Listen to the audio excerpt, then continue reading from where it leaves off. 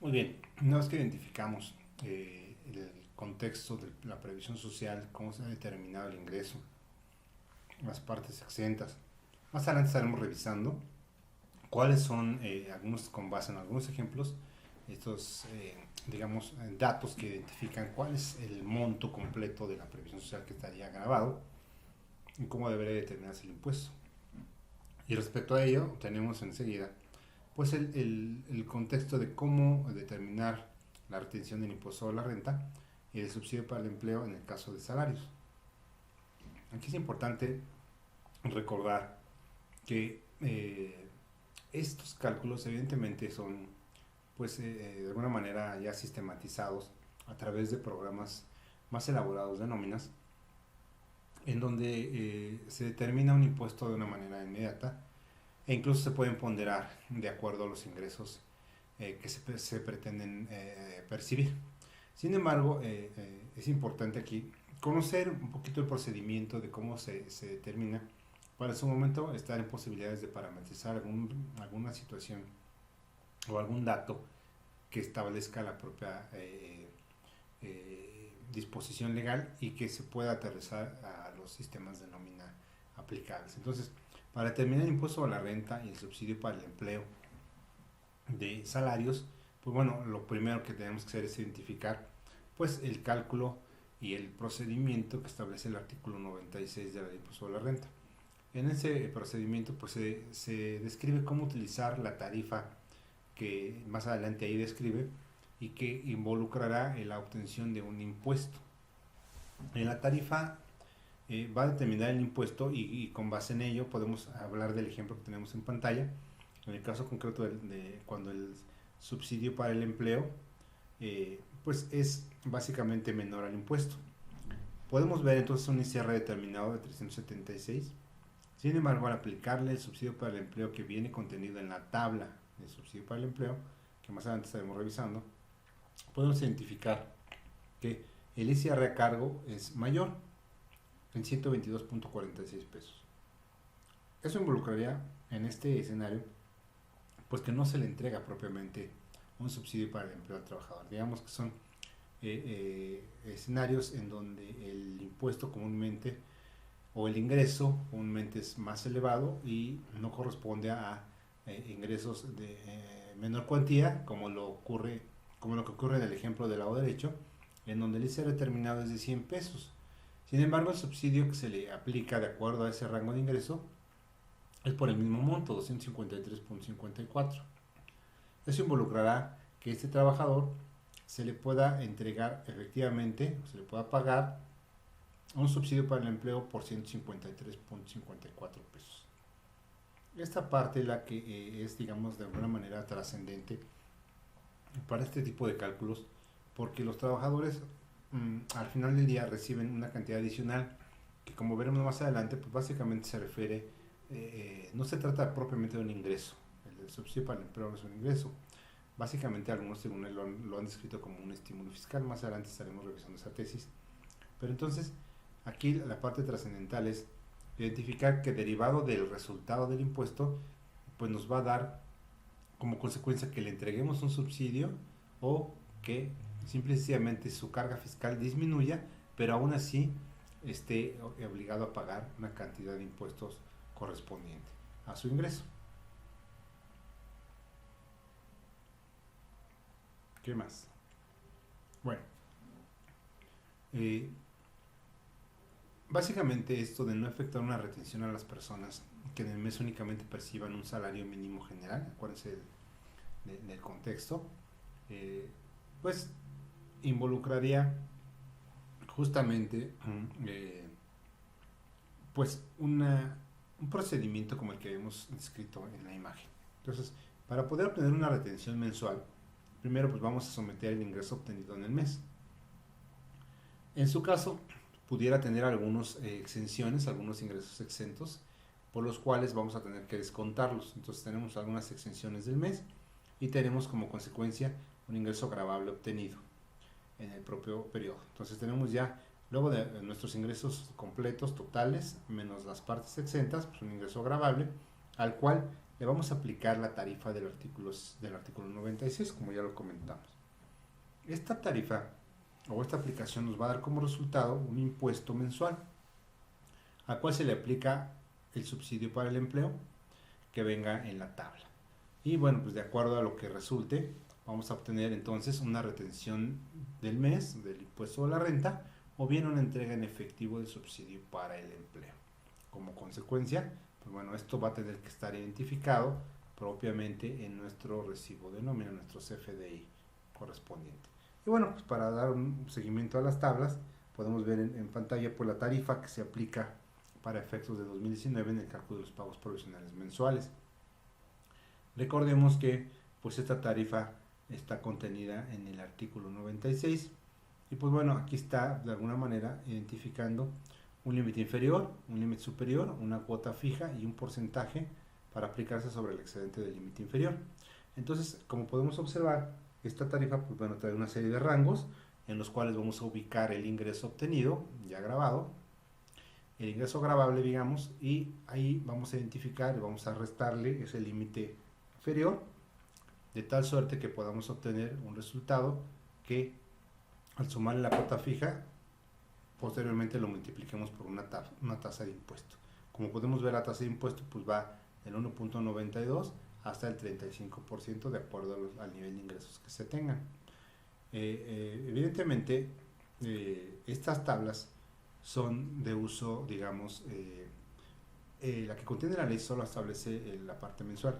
Aquí sería recomendable que para que conozcamos cuáles son las tarifas y tablas del subsidio que prevé la propia disposición, por ahí hay una regla miscelánea 315.4 en donde nos establece pues una serie de información respecto de tablas, pero hay otras reglas misceláneas que nos hablan de que podemos obtener una tarifa diferente de un periodo mensual, es decir, que pudiera no ser necesariamente mensual. Y comenzamos aquí viendo en este anexo 8 de la resolución miscelánea fiscal que se publicó en el Diario Oficial de la Federación del 24 de diciembre del año pasado. Ahí podemos identificar pues los distintos tipos de tarifas y tablas de acuerdo a la periodicidad. En el caso concreto, pues estamos hablando de la que se calcula en días. Pues bueno, para hablar de hacer un cálculo en donde la base fiscal pues corresponde exclusivamente a un día. Entonces, pues bueno, podríamos utilizar esta tabla que viene más adelante, pero también tenemos tablas relacionadas a periodos de 7 días o también periodos a 10 días, digamos, semanales, decenales, de 15 días, quincenales y también pues tarifas de pagos provisionales para efectos mensuales. Entonces aquí es importante retomar que si en determinado momento el cálculo del ingreso corresponde a un número de días a los cuales no esté contenida una tarifa, es decir, imaginemos que mi cálculo de la nómina es catorcenal. Evidentemente no hay una tarifa de 14 días, hay una de 15.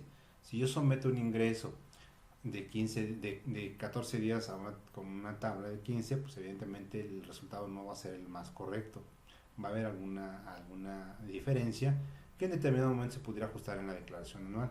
Pero si quiero hacer un cálculo preciso de este impuesto, pues puedo utilizar la tabla en este caso en días y elevarla al número de días en el que la necesite para poder hacer entonces una tabla específica al número de días que estoy pagando y poder identificar un impuesto mucho más ajustado a la realidad. Por ahí también tenemos identificados dentro de esta tarifa, como podemos observar, pues la tabla del subsidio, es decir, en cada uno de los contextos está tanto la tarifa como la tabla del subsidio correspondiente. Entonces aquí es importante identificar que en ambos contextos tenemos tanto tarifa y tabla de subsidio pues disponibles en este anexo 8. Es importante revisarlo y nada más para efectos de identificar que estamos en lo correcto, pues revisar esa tabla directamente en nuestro sistema de nómina para saber si esos montos y esos límites corresponden a los que la propia disposición prevé, para poder estar seguros de que el cálculo, aun cuando se hace automatizado, se está haciendo de la manera correcta. Muy bien, los trabajadores que prestan servicios subordinados a personas no obligadas a efectuar la retención y los que obtengan ingresos provenientes del extranjero por esos conceptos, ellos calculan su pago provisional en los términos del artículo 96 y lo enteran a más tardar el día 17 de cada uno de los meses. Entonces aquí pues bueno, es importante señalar que estas personas pues evidentemente hacen su cálculo y su pago de una manera personal.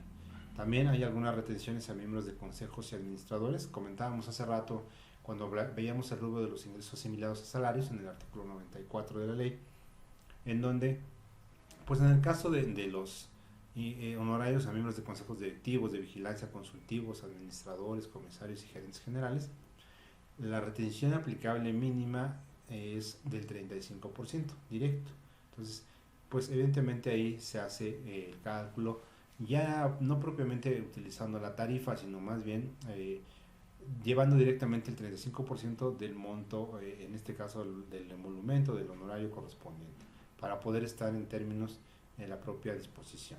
Entonces esa es la parte y la retención mínima que le corresponde. Evidentemente este tipo de pues miembros de consejos directivos pues comúnmente van a hacer su propia declaración del ejercicio.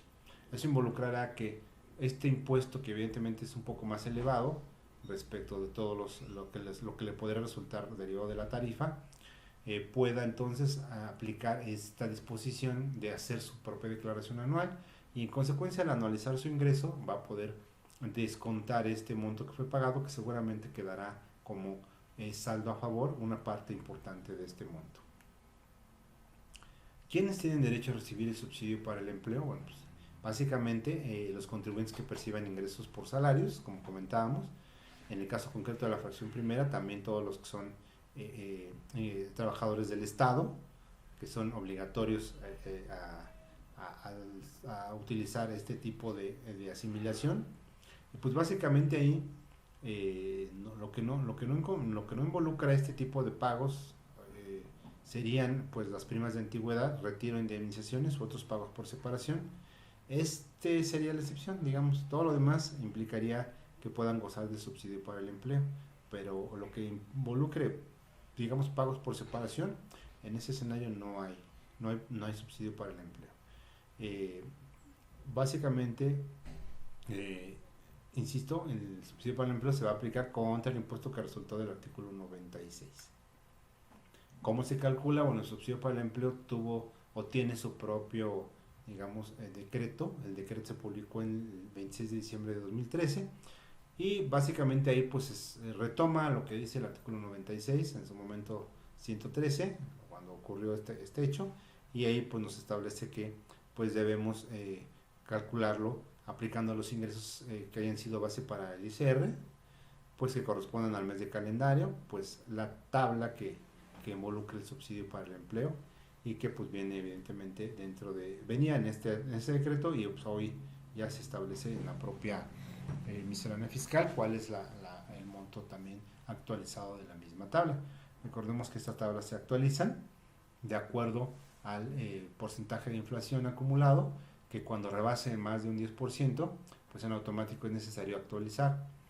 Supongamos que de la última recuento que se hizo o actualización que se le hizo a la tabla, para acá ya hubiera rebasado el 10% en el mes de agosto, digamos, de 2019, pues de acuerdo al contexto de la propia ley, se establece que la actualización se verá reflejada hasta el año 2020, es decir, se calcula con base en esos índices y se determina un factor que al multiplicarlo pues nos va a dar como consecuencia esa actualización, pero va a ser efectiva prácticamente hasta el año que entre. Entonces, en el caso que suceda, estas tablas podrían actualizarse y en consecuencia pues los nuevos números, las nuevas cifras actualizadas se publicarían en el anexo 8 de la miscelánea fiscal, seguramente en diciembre, como ocurrió en este caso que les puse en pantalla, en donde se establece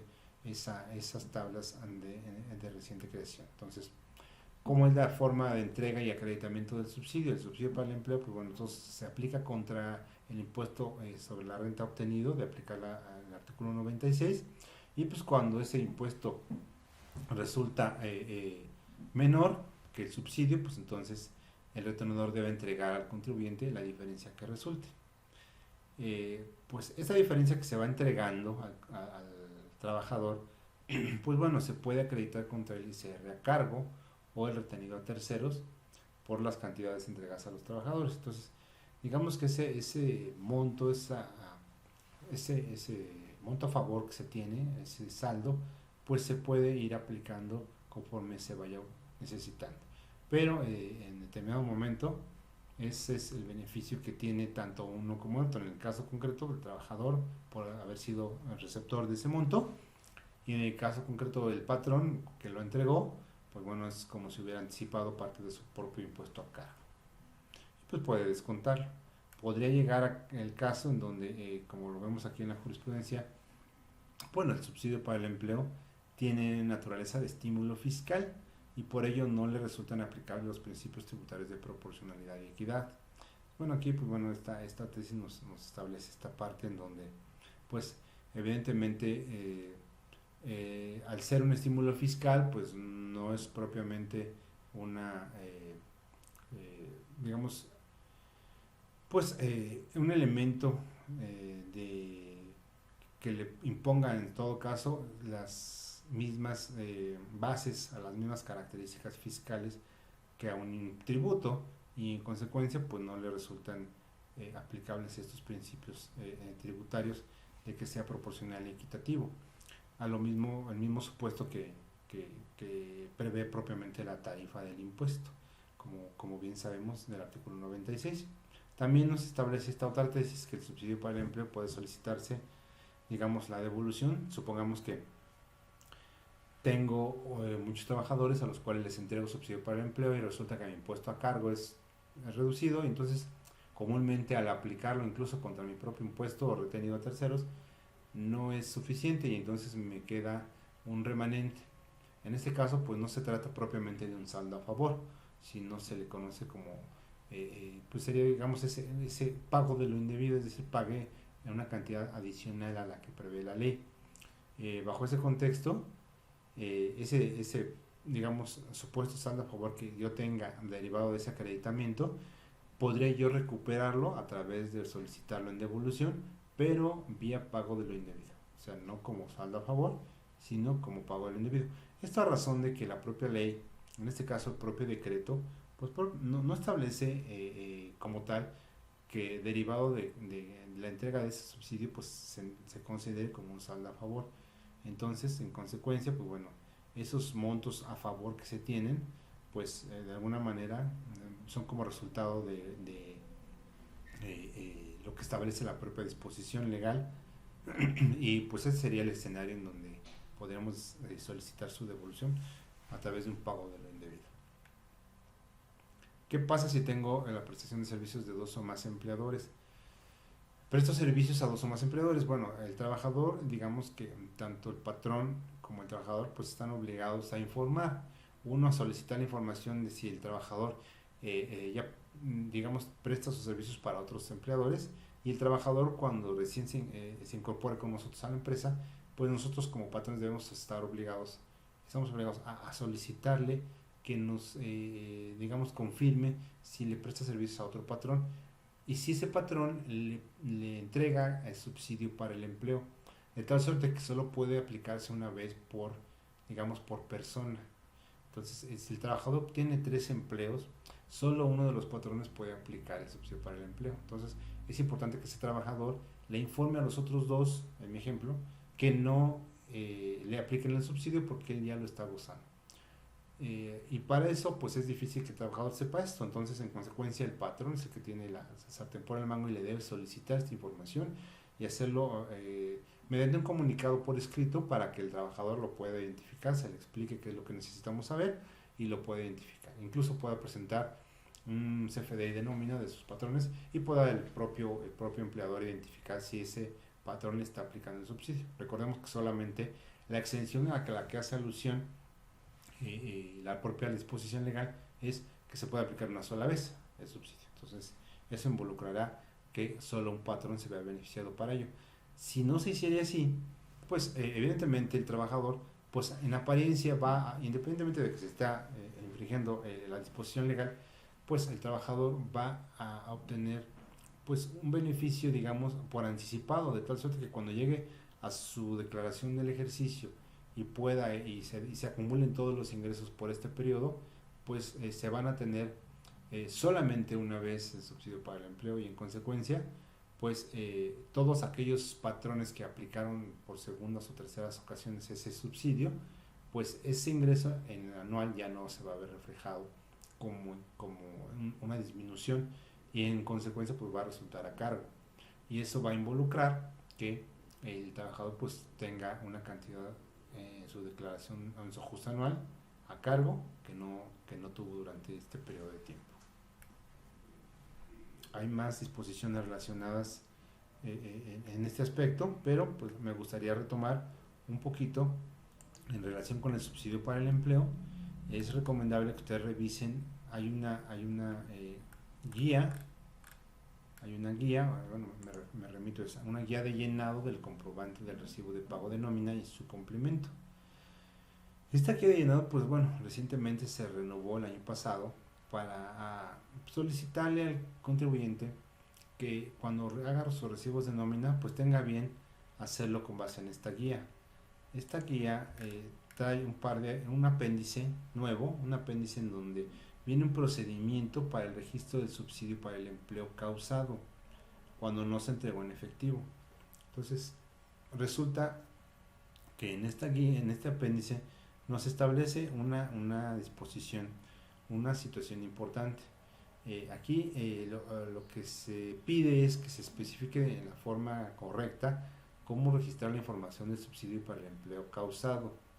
Esto involucra, en este caso, pues el uso de un mecanismo que establece y que este apéndice, cuando el trabajador, pues dado que su impuesto sobre la renta es superior, el subsidio para el empleo, pues evidentemente no hay nada que entregarle, y pues eso involucraría que pues al no entregarse nada, pues no se tenga el dato correcto de cómo lo necesita en este caso el Servicio de Administración Tributaria, para efectos de obtener un dato que se jala de todos esos FDIs de nómina y que alimenta a su vez a toda la base tributaria que viene en la declaración del ejercicio, que el propio SAT le proporcionará en su momento, en un futuro, a ese trabajador. Entonces, en resumen, ese trabajador que normalmente paga impuestos y no recibe subsidio para el empleo, necesita que esa información que se vacía en sus FDIs de nómina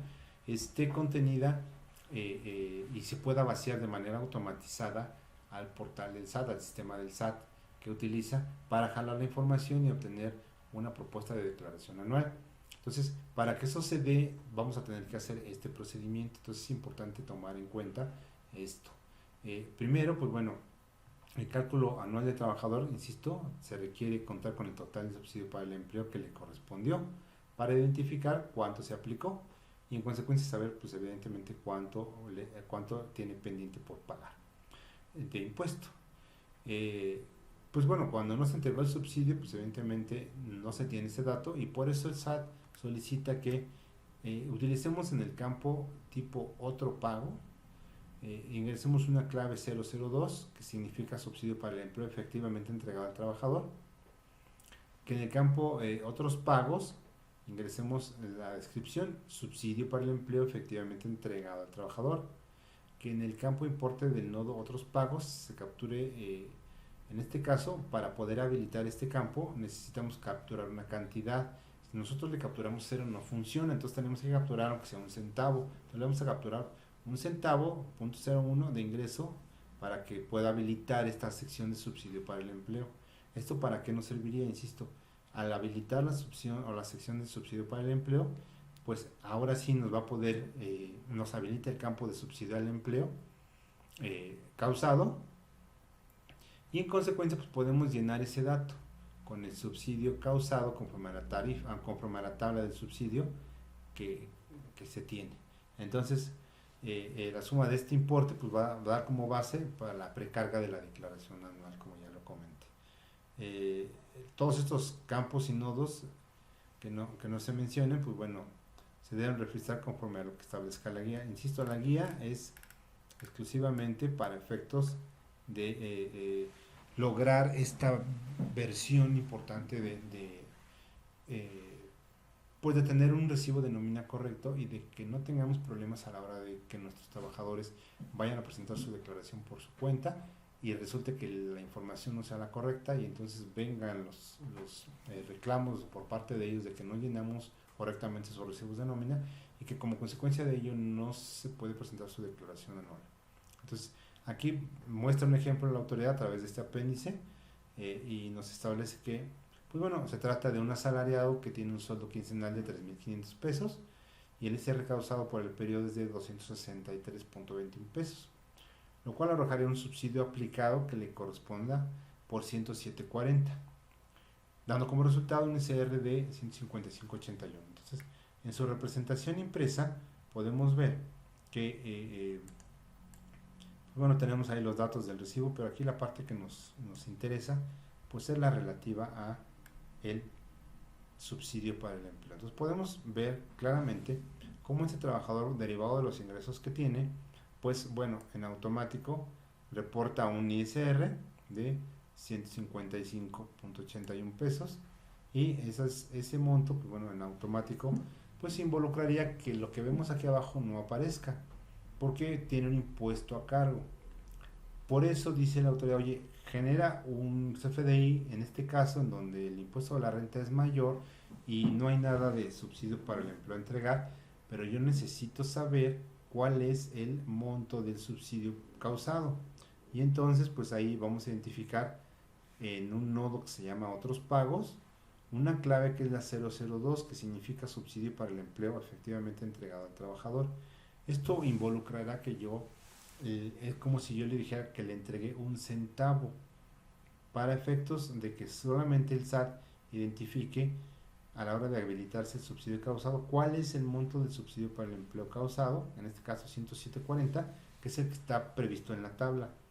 Ese es el monto contra el que se le aplicó y contra el que se le causó para identificar cuál sería el acumulado de todos estos al final del ejercicio. Entonces, eso es lo que necesita saber el SAT y por eso es muy importante que no olvidemos generar este dato porque pues es importante para el SAT identificar esta parte en donde la cantidad de subsidio que se le entrega mensual es muy importante. En el caso que veíamos, pues era quincenal, aquí está el mensual, pero lo que quiero es saber este dato, cuál fue el monto para acumularlo y subirlo a la declaración anual de ese contribuyente y no tenga problemas para poderlo generar. Entonces, esa sería la recomendación para efectos de la presentación del subsidio para el empleo.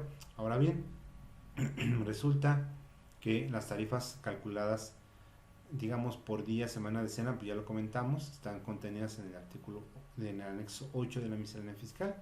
Se recomienda su revisión para que podamos constatar que las que tenemos en nuestro sistema son las mismas. En el caso de la gratificación anual, el aguinaldo, la PTU, las primas dominicales y las primas vacacionales, recordemos que hay un procedimiento alternativo en el artículo 174 del impuesto a la renta, que en el caso del trabajo a destajo, pues bueno, por ahí también vienen un par de disposiciones para poder hacer el cálculo del ISR, que la opción de pagos estimados también está contenida en el reglamento. Hay una acumulación de percepciones correspondientes a varios meses. Pues también, en el caso concreto, pues bueno, el reglamento nos establece cómo debe hacerse.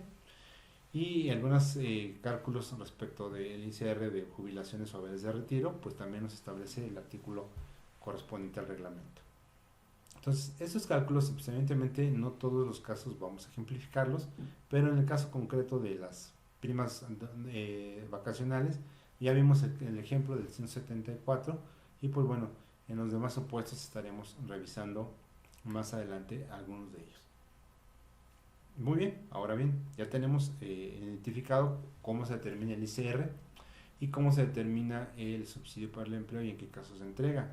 Eso nos va a llevar a, como consecuencia, poder comenzar a revisar pues algunos de los cálculos que prevé en nuestros ejemplos que estamos viendo en pantalla. Aquí pues bueno, nos solicitan que con base en los datos que ya nos proporcionaron respecto del pago de la primera quincena de enero de 2019, pues hay que ver cuáles son los ingresos acumulables y exentos y pues determinar el ISR de la primera nómina quincenal y de la primera nómina semanal. Entonces, en el caso concreto, pues estamos hablando de la nómina quincenal, en donde tenemos esos 5 trabajadores que son trabajadores de confianza. Por ahí tenemos la parte correlativa al sueldo, el sueldo que involucran cada uno de ellos, el sueldo mensual, no, perdón, el sueldo quincenal que establecen, y en consecuencia cada uno de estos empleados, bueno, tienen algunas percepciones legales adicionales. En el caso concreto estamos viendo, en el caso de todos los trabajadores, pues una ayuda para útiles escolares que involucran 1,000 pesos por este periodo y que como se comentó, se pagarán en la primera quincena de enero. También tenemos, en el caso del trabajador Ricardo y el trabajador Fer, si recuerdan, al principio de este curso comenzamos determinando cómo se hacía su prima vacacional, cómo se determinaba el ingreso por prima vacacional y así como el impuesto. Entonces aquí tenemos el ingreso por prima vacacional total, ¿no? Los 15,600 y los 2,399. Eso nos arroja pues un subtotal de percepciones legales y otras adicionales a los sueldos. Entonces, de aquí tenemos entonces el dato para continuar con el ejemplo. Y bueno, más adelante, ahora tenemos los conceptos de previsión social. Como comentamos hace rato, tenemos pues por lo que corresponde a fondos de ahorro, por este mismo periodo de tiempo, pues bueno, todos estos trabajadores tuvieron un fondo de ahorro que ya determinamos incluso topado a las 1.3 veces la UMA. Entonces, tenemos identificados ya los montos de fondo de ahorro y pues bueno, ahí tenemos el total en lo que a previsión social corresponde. Entonces el empleado, pues bueno, tenemos un total de prestaciones por 18,171, un fondo de ahorro grabado, que ya se acuerdan, lo determinamos hace algunas láminas, que básicamente correspondía a aquel 2% adicional que la compañía les está entregando a los trabajadores, porque la compañía pues les apoya ahorrando el 15% y no el 13% como establece la ley. Entonces ese 2% adicional está contenido en este monto. Y entonces tenemos una suma de sueldos de el acumulado de sueldo de 32,500, que es lo que practicamos en la lámina anterior. Entonces, pues todo ese acumulado de percepciones nos va a dar en total las que estamos revisando en pantalla, ¿no? En el caso del empleado Ricardo, de 50,913.57. Y bueno, pues ahí tenemos en consecuencia un cálculo. Ahora ya vimos los ingresos, digamos, grabados. Ahora vamos a ver si parte de esos ingresos están exentos. Entonces, dentro de las exenciones tenemos una parte de prima vacacional. Recordemos ahí pues que esa parte de la prima en donde está identificada pues 15 UMAS exentas. Entonces, en el caso de Ricardo y Fer, que son los que tuvieron prima vacacional en este periodo, pues ahora tienen una parte de esa prima exenta.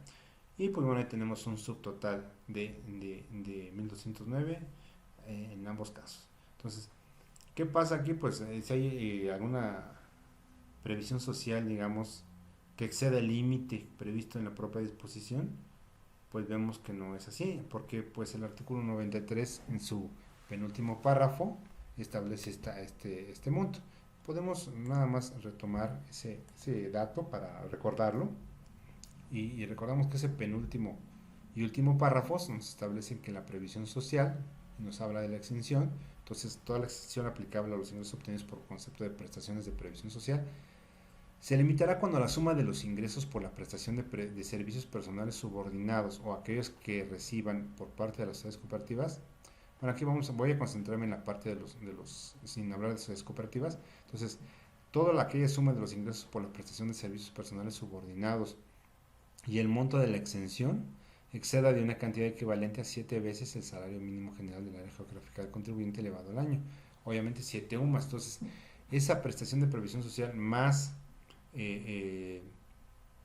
el, digamos, monto de la prestación de su propio salario no debe exceder de 7 veces el salario mínimo general de la del contribuyente elevado al año. Cuando dicha suma exceda de la cantidad citada, entonces evidentemente va a haber una parte grabada y otra exenta. Entonces el ingreso, digamos, no sujeto al pago del impuesto, el ingreso exento será por un monto hasta de un salario mínimo general de la área geográfica del contribuyente elevado al año. Entonces, una UMA al año, eso sería el monto máximo que en el caso de que se excedan las prestaciones de previsión social a el salario, pues corresponda. Entonces, esta limitación en ningún caso debe dar como resultado que la suma de los ingresos por la prestación de servicios personales subordinados o aquellos que reciben, bueno, subordinados y el importe de la exención sean inferiores a 7 veces el salario mínimo general del área geográfica del contribuyente elevado al año.